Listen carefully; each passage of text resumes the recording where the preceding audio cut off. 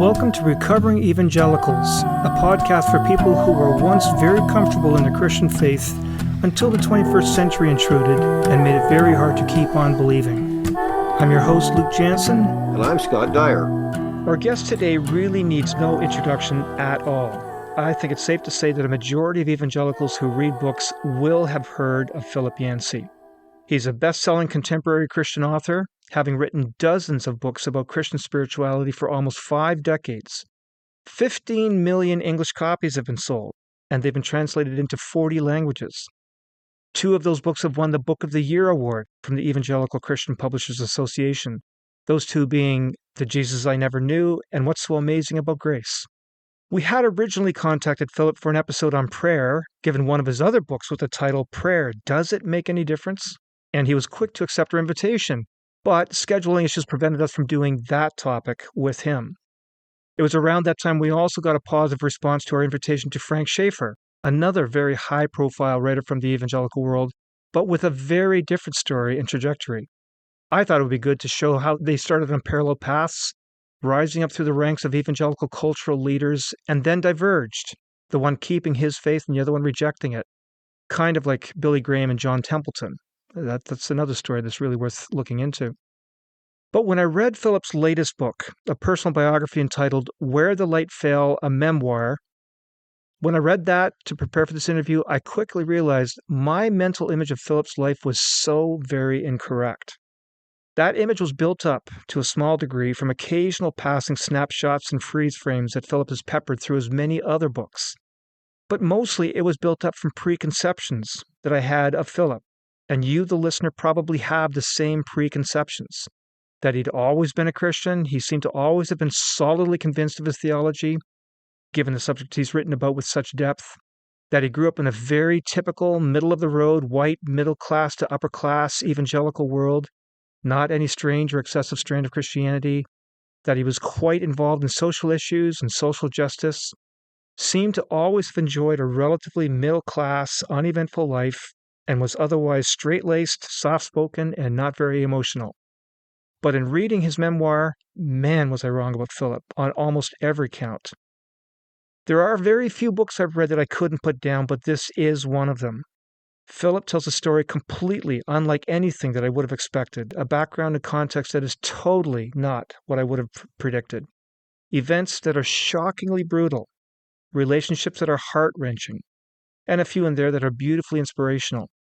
In a context that would have crushed the faith, has crushed the faith of most other people. My mental image of Philip Yancey was so completely different from the Philip Yancey I was getting to meet in this memoir. And today we get to hear some of that story from Philip himself. Philip, thank you so much for taking up our invitation onto this podcast to tell your story. Well, I look forward to it. Thank you, Luke. So, Philip, I'm guessing you've heard this line before. I honestly haven't heard anyone else say it, but when I was explaining to my wife what I was reading in your book, I told her that I think you got the wrong title, that the title of this book really should be, to coin a phrase from a well-known author, The Philip Yancey I Never Knew. Well, that makes sense. These are stories that I've not told before. I've hinted at them, but I thought it was more important to put out my own exploration of faith and what I believe before I told why I believe it. You know, if I had started by talking about a dysfunctional family and a weird church and all that, then as I wrote books about my faith, what I believed, a lot of people would say, oh, well, we understand that. It's because he's projecting because of something that happened in the 8th grade or whatever. And I didn't want that to happen. And I was still storing up my own past to try to make sense of it and try to present it as a mature, aging person rather than a person in the midst of the changes going on. Yeah, same here. Luke and I both recently read your recent memoir, and I know for myself, it was quite shocking. I didn't know a lot about your personal story, and it certainly wasn't. I knew that you'd been brought up in the South, and certain aspects, but the detail and the intensity and tragedy in many ways of your journey was really, really impacted me. Well, if I had to come up with a theme sentence, I guess it would be I've seen the worst of the church and the best of the church. Yeah. And for the last 40 years, as a journalist and a writer, I've mostly concentrated on the best of the church. Mm. So, frankly, when I started out in career, this was back in the days of Watergate and Woodward and Bernstein and those guys, and we all wanted to be investigative reporters like that. And I thought, oh, I think I'll be one of those. I'll be a Woodward and Bernstein for the Christian world and expose these frauds, you know. And I did a couple of articles along that line, but I found out it's not very fun because you have to be around jerks all the time, the people that you're writing. So I took a different tack and I started looking for people who really I could learn from and want to be like. Yeah. And Okay. it started with Dr. Paul Brand, with whom I wrote 3 books, Right. and then I looked for people who were living out their faith in healthy, productive ways. And as a result, I didn't really explore the worst of the church with that I had grown up in, and until I wrote this memoir, and I waited for years because there were family complications, Yeah. and I just thought I needed some perspective here. So, yeah, I think you're right. That word "shocking," I think I've gotten from a number of readers who write in and who said, "I thought I knew you, and then my goodness, there are quite some stories in your past I didn't know." Okay, so there's so much to talk about and so little time. Let's get started. We're going to talk about your love-hate relationship with evangelicalism in a few minutes. But Mm. first, I think the listeners need to get a mental image of the evangelicalism that you grew up with. And for the sake of time, I just want to take 30 seconds to read a list of the adjectives I wrote down as I read your book, and then let you elaborate on that thumbnail sketch in whatever way you want, if that's okay, Philip. Sure. Okay, so here's my list then. I wrote these down as I read your book. You grew up with extreme biblical literalism, people saying God is a personal, intimate friend, belief in prayer for physical healings, a firm belief that you were living in the end times, that whole rapture and tribulation theology thing. A very emotionally expressive worship, people gathered at the front of the church crying every Sunday. Very legalistic, very much works-based, rules-based righteousness. Viciously anti-gay, anti-Catholic, judgmental of most other faith traditions. Everything in daily life was cast as a spiritual warfare going on all around you. Very political, embracing conservative Republican views and Confederate alliances. Your community supported KKK leaders. Mhm. And flagrant racism. So, Philip, tell us about that world, that version of evangelical Christianity. Right. Other than that, it was a very healthy group. No, I guess I would say it was very different then than it was now. We were not a political group. In fact, we would often hear this phrase from the Bible, "Come out from among them and be separate." Mm. And the way we were separate was by lifestyle, the rules. You know, of course, you don't smoke, you don't drink, you don't even go to bowling alleys because they might smoke and drink there, and you don't go roller skating because it looks like dancing. You know, all these rules. Don't wear lipstick, jewelry, anything like that. Mm. And I didn't really experience that as an oppressive thing. I took pride in being different. We thought we had the truth, and only we had the truth, and it was okay to be this kind of scorned minority. That we got a little bit of satisfaction in that, but we didn't really live in a flourishing way. In fact, I would say our main goal was to get through this life, to grit your teeth and get through to Beulah land, wherever that is on the other side. And we did believe that we had a relationship with God, but it was more in my case, the Old Testament God, the God of judgment and vengeance and immediate punishment if you do something wrong, and this kind of scowling presence up in the sky, just waiting to strike thunderbolts at you. And that's a caricature, I know, but it was a small church, 120 people. And we heard the same sermons about sin and hell every week. And we had Mm. all gone forward and accepted Jesus multiple times. But, visitors didn't tend to come to that church. And we'd hear that same judgmental sermon all the time. So that was my world. And when you're a kid, you believe this is what the adults say, so it must be true. And we're special, we're different.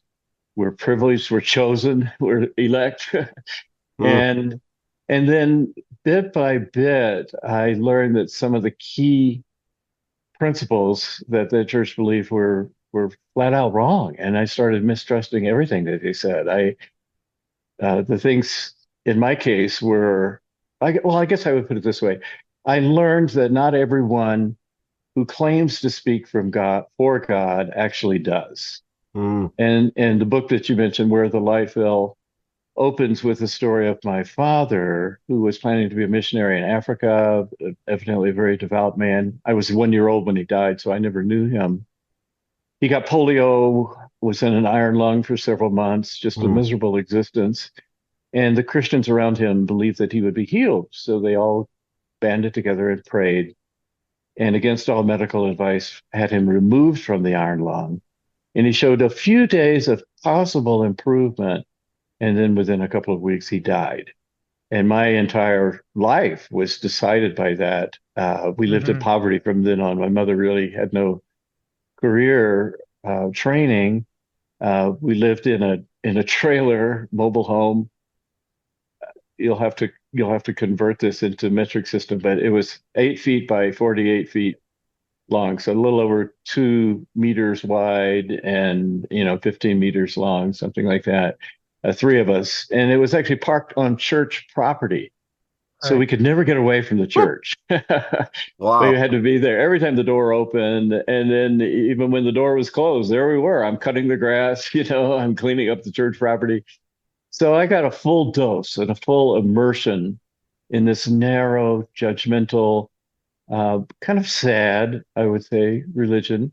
And yet it was a community. It was a place where if your house burned down or your husband came and tried to break into the house because he was drunk, broke a window, the church would rally around. The church Mm, was the community. So I don't look back with resentment or anger. However, I look back with a sense of betrayal because I found out that some of the things that the church taught me were simply wrong. mm. One of those would be racism.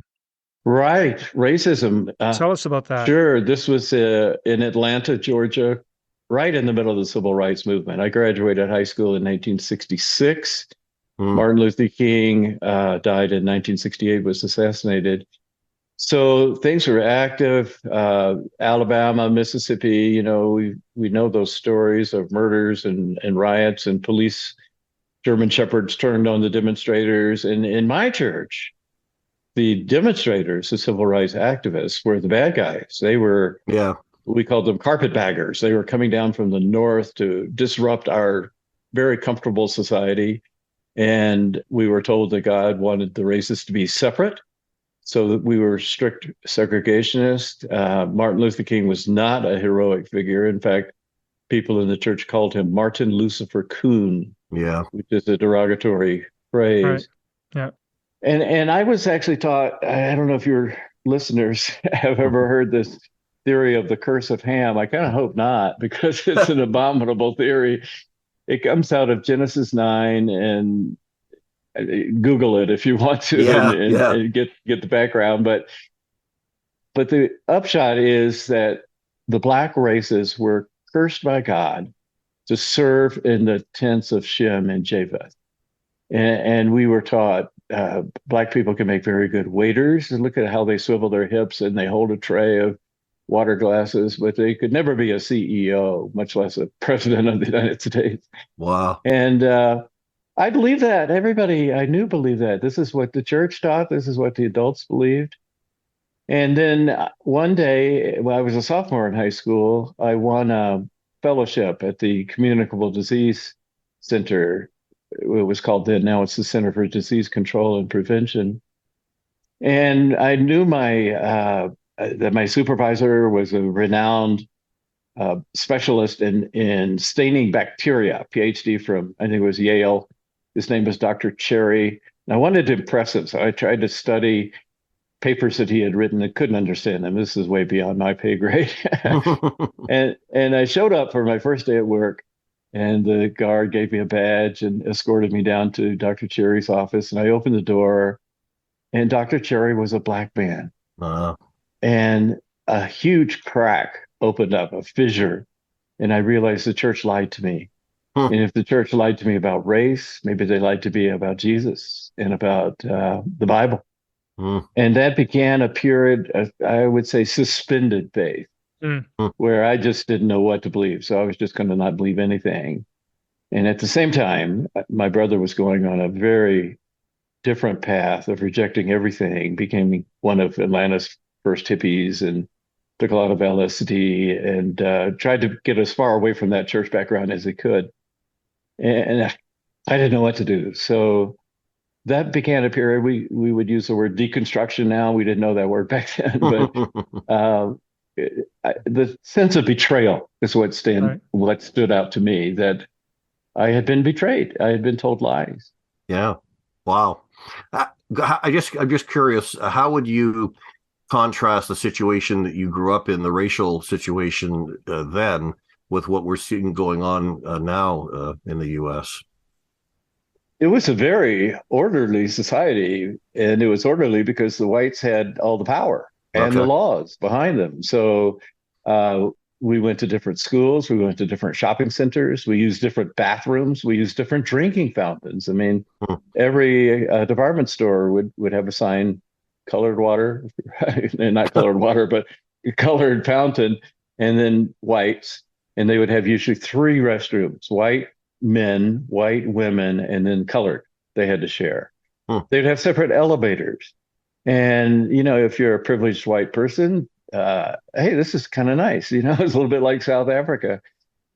And it started to break apart. And it could have been so violent when you look back on it, the immense changes to change those laws and to change the social structure. But because Martin Luther King and so many of the others who were clergy people, Jesse Jackson and John Lewis and Hmm. Stokely Carmichael, one after another. They were clergy people, and under King's leadership, they committed themselves to nonviolent. Yeah. And they got the violence, but they didn't respond Yeah. with violence. They responded with, as King said, I've got to somehow love that policeman who's hitting me with the baton. Hmm. Uh, and I can't hate. I don't want to be like him. And it was a remarkable change. I was reading an interesting book about it. And in Atlanta, there's a memorial to the martyrs who died in the civil rights movement. I think there are about 20. Hmm. And you think of the massive change going on, and 20 is terrible, but only 20 for something that really produced societal change like that. Whereas now, you hear about the mass shootings and protests and everything in the United States now. It's a much more violent situation. Do you think one difference is the civil rights movement of that era? Really, in many ways, and I remember reading Stephen Oates' biography of Martin Luther King, which is just a fabulous biography. And one of the things that really impressed me about it was that it was so much it was a church movement. Mm. It was a black church movement with some participation from white mainstream churches that fueled it. And a lot of today, it seems to be much more of a secular movement Right. as opposed to that. Would you agree with that? Absolutely. And early on, before the Civil War, the white slave owners were very wary about teaching blacks to read, because they could start reading the Bible, and some of them wouldn't allow them in churches because they might hear things. Yeah, The story of the Exodus, setting right. the slaves free and things like that. And they were right to be wary because I mean, just look at the wealth of spirituals, the songs that came out, and it was Mm, the church was the one organized institution that the blacks were in charge of, and the pastors were, at the very top of the pecking order in terms of respect in the community. And when you talk to the older people who were actively involved in the civil rights movement of the 1960s, they talk about missing that spiritual dimension where you gather in the churches are packed, they're waving their fans, they're singing these songs, and then they walk out to take on the world. yeah. And that's so different now than just standing across, uh, kind of yelling hate messages at other people, which so often is the case when people disagree. It was an amazing demonstration of power, soft power, Mm. love power, as as Right. as Martin Luther King would say. We have to fight, but we use different weapons, the weapons of grace. What a Ah, beautiful phrase. yeah. So, Philip, I want to talk about one other aspect of your church life before we get to talking about your home life. And my goal here is to talk about the crucible that formed you. And those are the two big areas in your life, your church and your home. So, Hmm. your church life was also very much, as I said earlier, very legalistic, very works based and righteousness based. You tell a story of a woman for Valentine's Day, a secretary, I think it was at the school, was searching through the Valentine's candy to remove the ones that were a bit too suggestive. Yeah, You had your record burning fire sessions. Why don't you tell us about that whole legalistic side of your upbringing? right. As I mentioned, that was our distinction in those days. And of course, there's a trend of that all through church history. You've got Amish people who debate, should we have shiny bumpers on our cars? And then, oh, well, we shouldn't have cars at all. And so, they're still doing horses. I visited some of the Amish communities, and they have hardware stores with many of the things that we have in our kitchen appliances, but they're operated manually. So you have a foot treadle, but it'll make a blender work, so you can, you know, and and you know, people go back to the Bible. I have an uncle who is in a branch of the Church of Christ that doesn't allow music, musical instruments. Actually, they're pretty good with music, but no musical instruments. We joke about it being the inorganic church because they don't have organs. So, but there's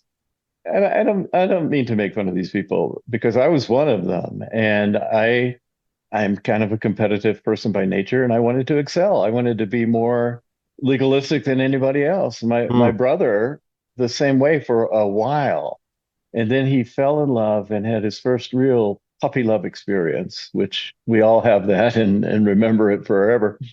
And then he started getting convicted because uh, she had kissed him. I mean, wow, what an experience that was. And then he Mm. started feeling guilty about that. And then so he said no more kissing, and then they still held hands, and he started feeling guilty about that. And he wrote her and said, I just don't think as a Christian I should be doing that anymore. And she wrote back and sent him a Dear John letter saying this is over. Hmm. She found a card that said, "You take the worry out of being close." We laugh about it, but actually that was a huge thing for my brother, and Yeah. I think he ended up really resenting the church for instilling that kind of separatism in him. But that's how we defined ourselves. And boy, when you go to through the Gospels, I wrote a book, as you know, called "The Jesus I Never Knew," and my life as a writer has been kind of rediscovering what I was told in church compared to what I believe now. And the people who made Jesus most angry were the most devout. They were the Pharisees. And in passages like Matthew 23 and Luke 11, Jesus just scores them. And you think, what's wrong with these people? Well, he said you go around and you tithe your kitchen spices, salt, pepper, oregano, whatever. I'll give 10% to the church. But you allow these huge injustices going on around you. And you spend all your time trying to be more holy, holier than thou. You're not holier than God. You're not even holier than these other people because you've missed the whole point, the point of grace. Mm. And I certainly missed it. I found that the Christian life was something that you could learn, like learning an act in a play. And if you use the right words and the right inflections and were showy in your spirituality, then people would think, oh, what a spiritual young man he is. And I found that you could take that off like a sports jacket and say, okay, I'm going to be a rebel this week, but next week I think I'll be devout. And you put on that sports jacket and say, oh, there he is again. He's come back to God. And it was just a learned behavior thing. It wasn't really genuine. Now, Philip, I just want to clarify. You said when you began your answer to me something about we don't need to make fun of them. And I get that. That's not my goal. What I'm trying to do, there's two goals I have here. One of which is, as I said in my introduction, this book shattered my image of who you were. So I want to show the listeners that there's a whole side to you that they wouldn't know. The other reason is that a lot of our listeners will relate to these kinds of things. So I asked you about the Mm, legalism, and they will relate to extreme legalism or extreme emotionalism, extreme racism in their churches. So that's my goal. mm. But now I'd like to move to the next part of what formed you. We talked quite a bit about your church and your evangelical world. You grew up in a home. You grew up with your mother and brother. And this is the difficult part of your story, at least the one that really affected me the most. In my introduction, I used words like heartbreaking and brutal. And this is why. In addition to living in what I'll call a toxic spiritual environment, your home life was also extremely toxic. So, again, here's my brief list of the descriptors that I jotted down while I was reading. Very legalistic, again, just like the church, very legalistic, rules everywhere about everything. Church was everything every day. You essentially lived at church. Extreme physical, emotional, and verbal abuse, and painfully hypocritical. So, Philip, if you don't mind, tell us about that part of your background context. I will. A lot of it traces back to that opening scene I mentioned of my father in the Iron Lung. Mm. And my mother and he were planning to be missionaries. They had raised support. They had as many as 5,000 people on their list who were praying for them and agreeing to help them. And I have a Bible. It's one of the very few mementos I have of my father's life. And in the front of it, he tells person after person for whom he was responsible for their conversion. And he writes those stories. So he was a kind of a leader and had been in the Navy, had a dramatic conversion himself. And then this happened. He got polio. And then he was removed from the iron lung because of people's belief he would be healed. And he wasn't healed. And imagine what that's like for my mother. She didn't know how to drive a car. She had never written a check. She really she had no training, just a little bit of college. And suddenly she's stuck. She grew up in Philadelphia. She's now in Atlanta, Georgia, a very different cultural situation with these two young boys. How do you make a living? And she trusted God. There's a scene in there where she threw herself on the fresh grave of her husband, still mounded the way it happens after a funeral where the dirt hasn't settled, and gave her two boys, my brother and me, to God, very specifically to replace them as missionaries in Africa. So that was a vow that ultimately became a curse as it played out. But I have a lot of sympathy for my mother. She worked hard, and I learned from her because I wrote a book called Disappointment with God, Mm. and she didn't like that title at all. How can you be disappointed with God? You can't do that. That's heresy. And actually, there's a lot of disappointment with God in the Bible. Look at Psalms, look at Lamentations, Habakkuk, Ecclesiastes, Job. Um, we're given the words. God can take it. Just, get it out. Your husband died. God let you down. Be disappointed. But she couldn't, with her theology, she couldn't really allow that. So the disappointment came out really in her sons. We were kids, we're teenagers, and we weren't Samuel in the temple. Mm. We were just kids, and the way it worked out. I mean, people use words like abuse and mental illness when they read the book, but when I was growing up, we didn't even think that. This is just life, you're a kid. This is the way the world is. But we did see the disjunction between the mother we saw at home, who was so fierce with her corporal punishment and was so angry and upset all the time, and then the mother in church, where she's a spiritual giant teaching classes, and she made a living by teaching Bible clubs, and she was good at it.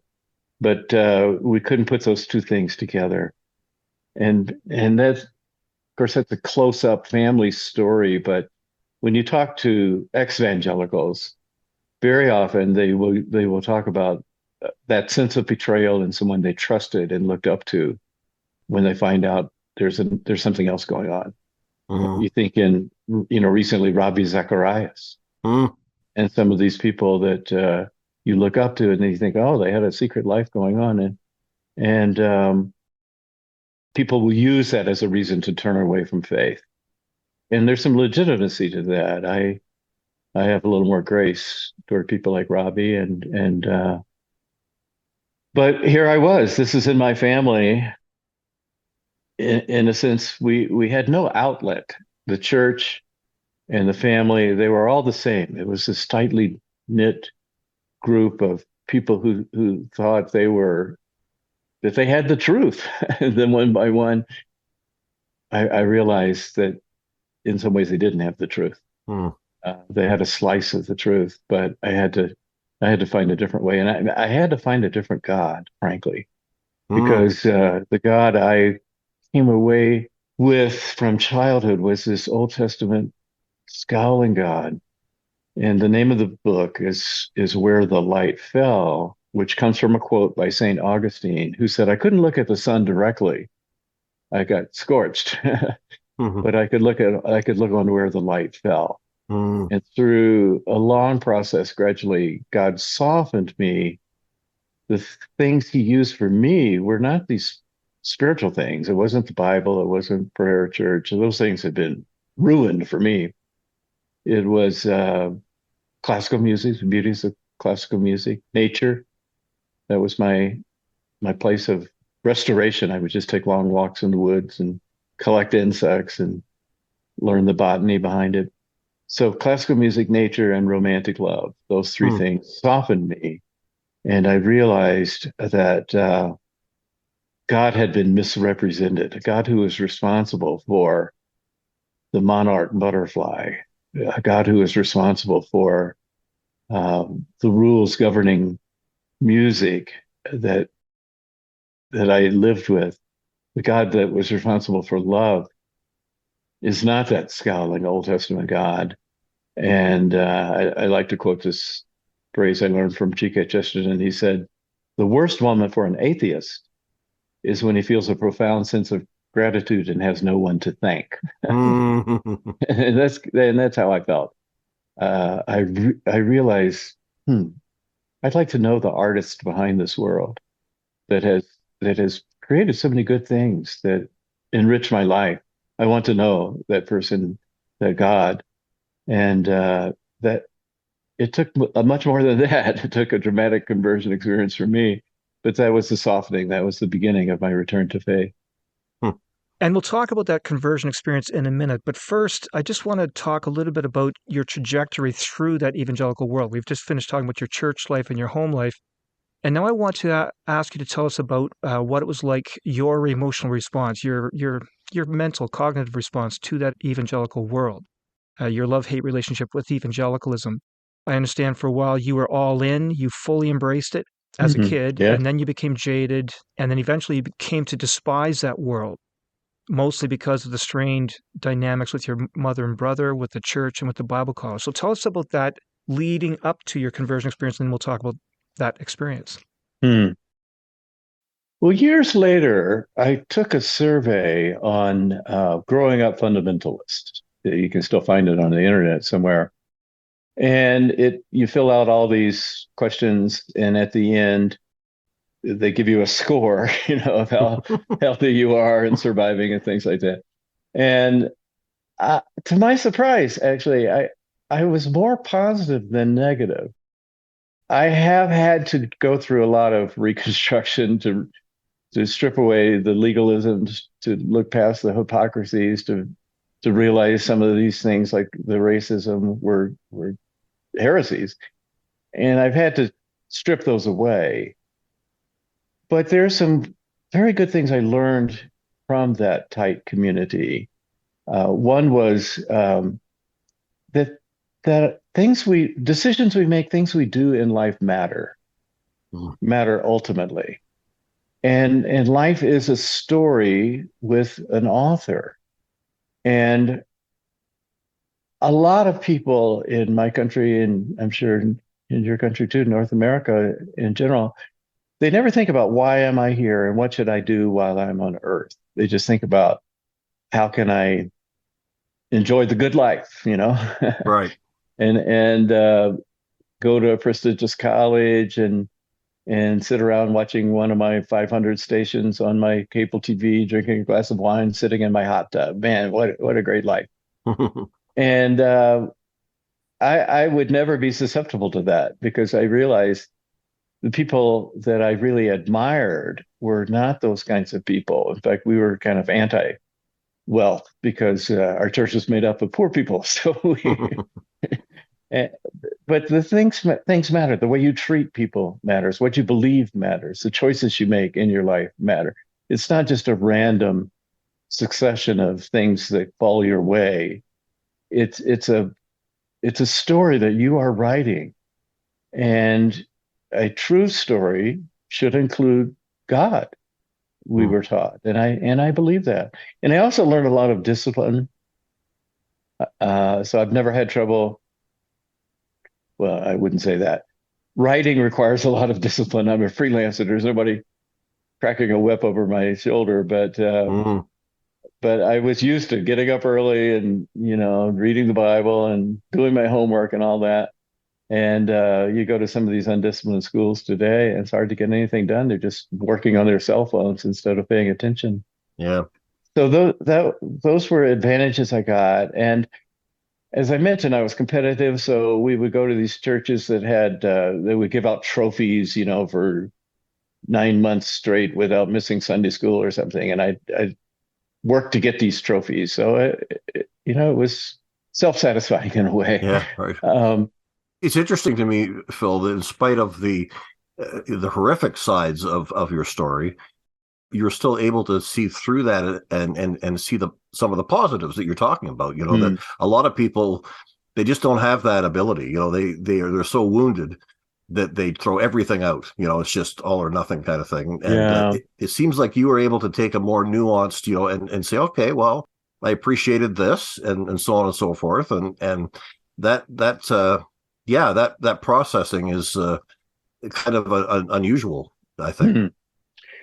I saw another way to respond in my brother, and he made a lot of self-destructive choices in his life. So he took drugs and dropped out of school and attempted suicide a few times, was addicted to a lot of things, Yeah, sure. And I saw that wasn't a good way to go. And Mm. then I really did encounter some of the finest people on the planet, starting with Dr. Paul Brand, this brilliant orthopedic surgeon who had been offered the head of orthopedic surgery at Stanford University and at Oxford University and Huh. turned them down Wow. to work among the lowest people on the entire planet. And these are people who were Dalits, formerly called untouchables in India, who had leprosy. I mean, that's as Yeah. low as you could get. They're kicked out of their homes and live off, in a pile of rocks somewhere.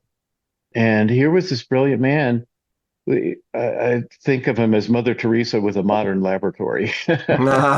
And you would never, if you know Dr. Brand, you would never pity him. You would never say, "Oh, poor guy. He could be in Stanford, living in Silicon Valley, living the good life." No, no, no.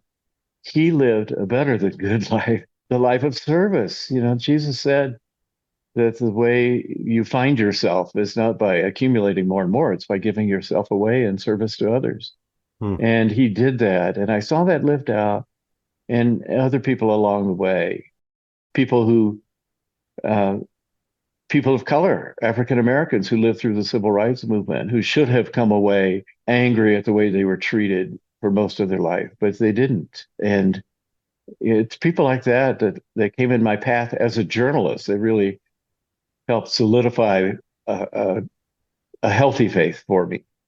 The black church in so many ways, I think, is is a miracle. It's a It miracle. is. It's a miracle of, like, why are there any? I remember saying this to a pastor that I met in Toronto, a black pastor. He was from South Africa, and I said to him, I said, why are you a Christian? Mm, Why yeah. on earth would you be a Christian? And yeah, it does demonstrate that beyond all the madness of human beings, somehow God's grace can break through in the middle of That's that. right. And That's yeah, right. and it's just astonishing. When it does, it's astonishing. I agree. Yeah, it's one of the strongest apologetics that there must be something there because if I grew up in that experience of having my ancestors brought over in slavery and then being treated like the people around me Hmm. were treated, uh, it would take so much for me to believe that these quote good Christians, because the South is the Bible Belt, Yeah, uh, had something worth pursuing. right. But but my goodness, again, go back to the spirituals that were written during those days, and clearly they had found a pearl of great price, Right. something that was worth all the stuff you have to put up with to get it. There's a scene in the movie Philadelphia that really impacted me, and I've often seen it as an analogy for, in my experience, the church, Hmm. where he's in court and he's defending his ability to be a lawyer and so on, and of course they've put him through absolute hell because of his because having AIDS and all that kind of stuff, and he says this justice system is a mess. Somebody said, why do you want to be a lawyer? They were frustrated. Why do you want to be a lawyer? Why are you causing all this trouble? He said, I'll tell you why, because he said, as messed up as this justice system is, every once in a while, Hmm. I get to witness justice break through. And that makes it all worth it. And when I read your book, What's So Amazing About Grace, I thought you could substitute that and say, with the church, in spite of all of this messiness, every once in a while, I witness God's grace break through, and that's what keeps me there. Yeah, Boy, and just look at the Bible. Who are the giants of the Bible? Well, you got Moses, who was a murderer, who had an anger problem. You've yeah, got David, who was a murderer and adulterer. You've got Peter, who wasn't that different than Judas, cursed and denied Jesus 3 times. right. And then you've got Saul of Tarsus, who was making his living as a human rights abuser. Yeah, And God transformed each of those, and they're the best of the lot. yeah, yeah. So, Philip, you mentioned some people who got changed by their encounter with Christ, and there's many powerful, gripping moments in your book, but one of the most jarring among them was your own conversion experience.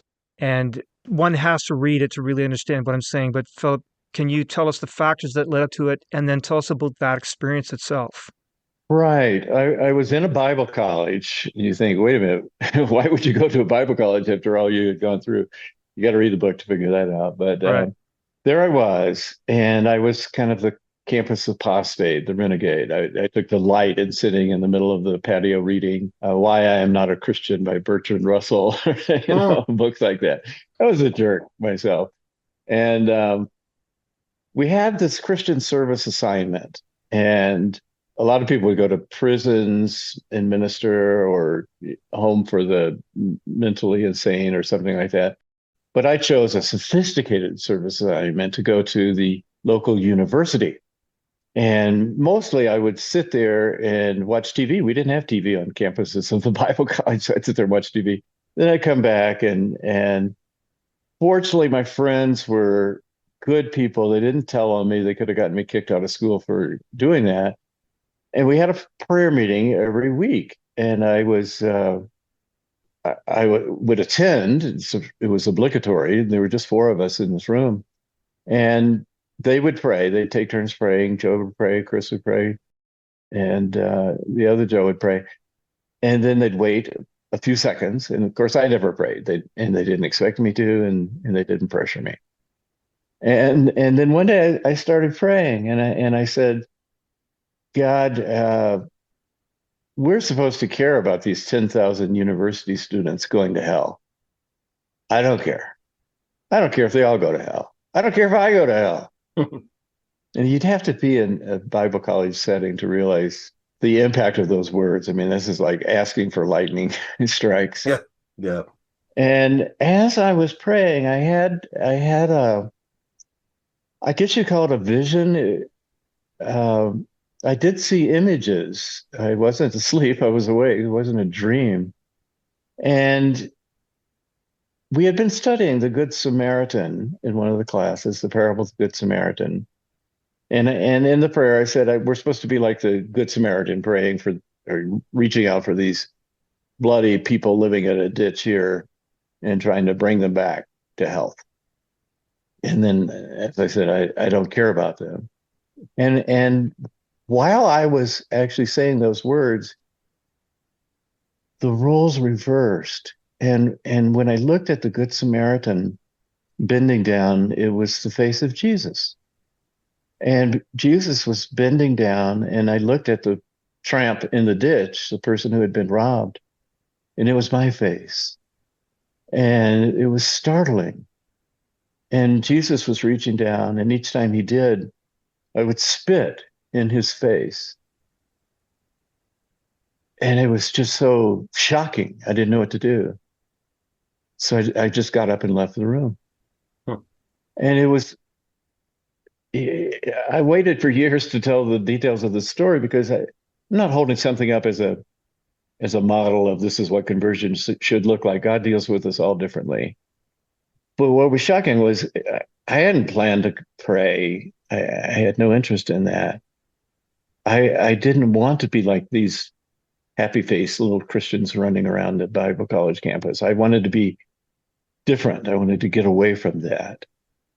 I mentioned how I had already been softened by Where the Light Fell, music and nature and romantic love. And here this thing happened to me that I hadn't manufactured and I didn't even want. I knew how to manufacture spiritual experiences. I had done that a lot in childhood. But this one came out of nowhere, unsought, undesired. And it changed everything. And I haven't doubted the reality of God and the essence of the Christian story since. And I've made my living as a Christian writer. Well, you have to realize where I was at that moment. I was so far from being interested in doing anything in the Christian realm.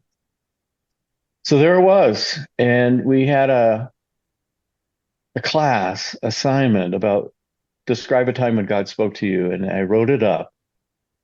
I wrote my girlfriend at the time, Beyonce, and said, I may have had the first authentic religious experience of my life, but I don't know. It may fade tomorrow, but it didn't fade tomorrow or the next day and hasn't faded since.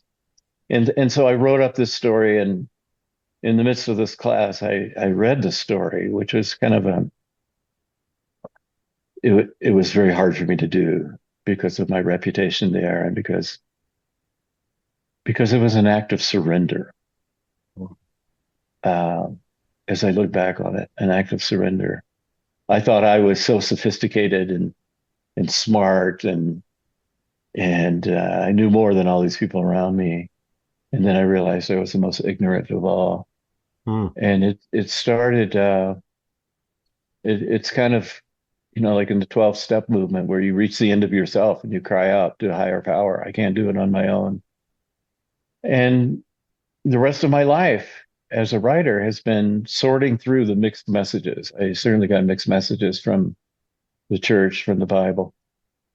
And I feel privileged. I feel blessed to be able to go back one by one, pick them up, scrub them off. Which ones should I keep? Which ones have a kernel of truth?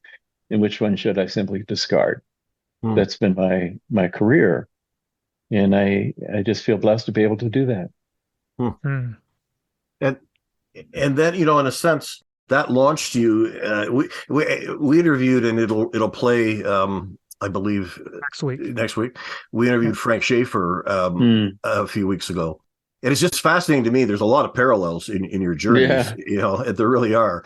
Frank, of course, as you know, has taken a different direction. Sure. But we had a very nice time chatting with him.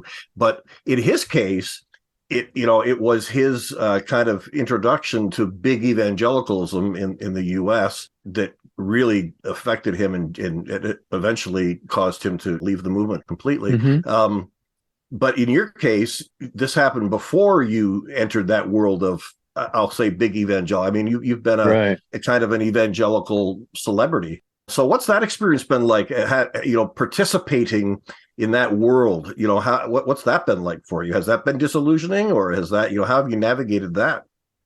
Most of my time, it's been healthy. I'm in that kind of Wheaton Fuller Theological Seminary, InterVarsity. Right.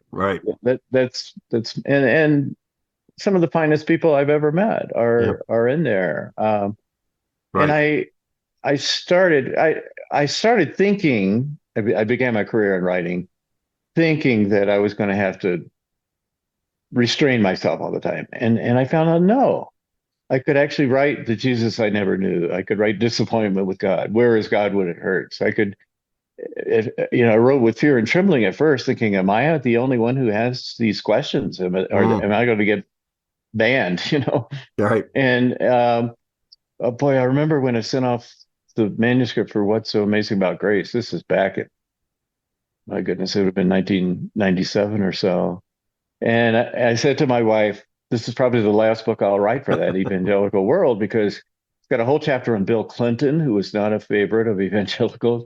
And it's got a whole chapter on Mel White, who was one of the evangelical celebrities and then declared himself gay, became a gay activist, and made a lot of people mad. And I kept thinking, okay, I've gone too far here.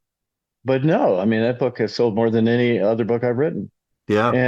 And so I think it was important that I become a freelance writer. I've never had to raise money. I don't have a board. I can do whatever I want, and so I've tried to be a good steward of that. But I think I would have struggled in the middle of the institution of evangelicalism. Yeah. And then now, I don't even recognize the political tilt that's taken in the United States. Yeah. We weren't very political growing up. I thought about how we were separate, but we didn't talk about politics at all in our church. And now the word evangelical almost means politics. And you hear 80% of evangelicals voted for Donald Trump. And the New York and Washington, D.C. media view us as a political lobby group. And man, that is so far from the Bible. And it's so far from my experience growing up. I just don't even know how to relate to it. Yeah, it's very unfortunate, but I think you're absolutely right. And part of our podcast, or a big part of the podcast, is kind of, exploring that, and is the word evangelical a useful? Sorry, I betrayed myself. Useless. Is it a useful word anymore? It's such an umbrella term. It encompasses so much that it becomes kind of meaningless. And I think talking to you today has further underscored that reality. You talk about your being kind of a Wheaton type, that's very different from, the evangelical South, for example. Right. But those nuances never come out in the media, or hardly ever come out in the media. No. And one reason is the people that the media can go to are often, these TV evangelists who have jet planes and have satellite uplinks. Yeah. So, they don't have to track anybody down. You used to say, well, let's just call Jerry Falwell. He'll have an opinion. And he always did. He's easy to get to. Yeah. But the word evangelical, I would add this. I think it's important. And that is, the global context is very different. Right. Walter Kim is the head of the National Association of Evangelicals in the United States. And he went to an evangelical congress just this last year, where each country got one vote.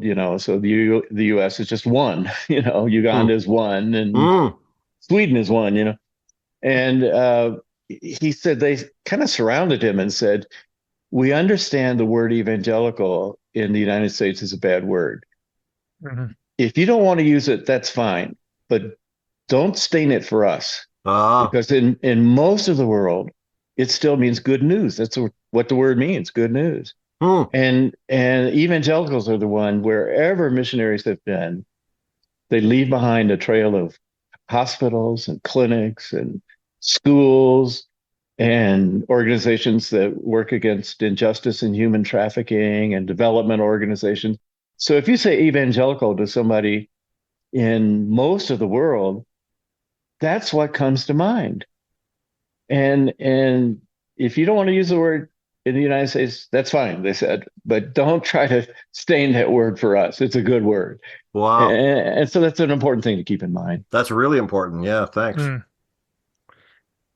It's 11:59. Oh, so Yeah. many things. Yeah. Yeah. Is there anything that we didn't talk about that you would like to put on the table, Philip? Yeah, I guess I just will summarize what I have described, what we've talked about, in a phrase that I came up with reflecting on my career, because I've written a lot about, well, I've written about suffering, pain and suffering, my first book, Where It's Going When It Hurts, and I've written about grace. And we happen to be recording this program on Good Friday, Mm. Good Friday, which isn't that something? Here we are remembering the worst event in the history of the world Mm. when God sent Jesus to show us God's love, self-sacrificial love.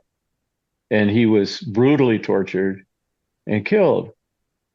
And it's a day we call Good Friday. Mm. Hmm. Isn't that amazing?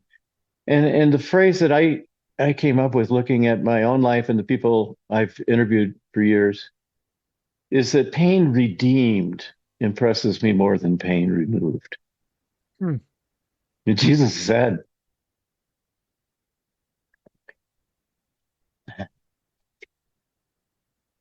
hold on a second.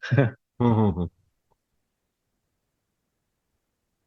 Jesus threw himself on the ground and cried out, Lord, if there's any other way, let Mm. this cup pass. And he said, there is a way. I could call on legions of angels, they would rescue me. No, that's not the way. God was willing to go through the pain and redeem the pain because the result is better that way. Mm. Hmm. And I've seen that. I've seen that in my life. Yeah, I've gone through some pain, and I've seen it with many people that I've interviewed. And there's a lot we don't understand about life. It's unfair, but pain redeemed, as I look back, impresses me more than pain removed. Mm. That's the promise we have. You look at Romans 8, and Paul describes his biography, and he knew some pain, beatings and snake bite and torture and shipwreck and all sorts of things. And at the end, he said, all of these things can be used for my good. Mm. And in that chapter of Romans 8 was this triumphant doxology, really, about nothing can separate us from God's love. Mm. And that's the message. We talked about the African American experience. Look Mm. at that, the way that has been redeemed, so that now they're the ones teaching us Yeah. about grace and about justice and things we need. Yeah. So I guess that's how I'd close. Pain Yeah. redeemed impresses me more than pain removed. Well, that's excellent. Philip, we're going to leave links in our show notes for how people can find you, your website, the list of your books, appearances. We are very grateful for you taking the time with us, again, as you just said, on a day like today, to share your experience. And to the listeners, I just want to say you really do need to read this book. I'm not just saying that because he's our guest. It's a book that really, really spoke to me.